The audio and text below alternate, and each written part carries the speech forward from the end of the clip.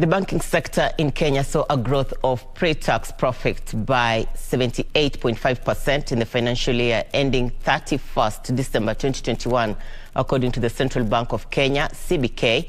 Bank Supervision Annual Report 2021, the growth saw profit before tax hit 197 billion shillings compared to 121.7 billion shillings at the same time in 2020. Central Bank Governor Patrick Njoroge attributes the growth to the increase in loans and advances which were restructured, giving the sector economic resilience.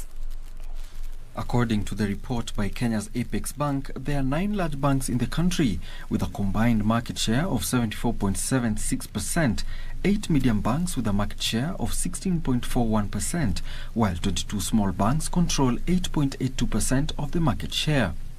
The report indicates that the sector recorded strong capitalization levels as a result of retention of profits and additional capital injections.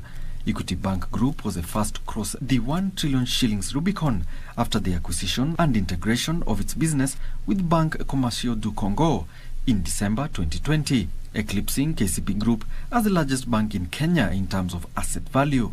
Coop Bank, which acquired Jamii Bora 2 years ago and renamed it Kingdom Bank, saw its total assets grow to 597 billion shillings in the first 3 months of this year, an 8% growth from 552.9 billion in the same period last year. According to the report, the country now has 20 operating local private commercial banks and 2 local public commercial banks, which accounted for 68.3% and 0.5% of total net assets respectively. A total of 17 operating commercial banks were foreign-owned and accounted for 31.2% of the sector's assets.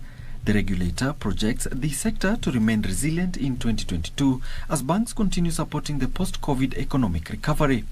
This resilience led to the sector's asset base to grow by 11% to approximately 6 trillion shillings in 2021 from 5.4 trillion shillings in 2020.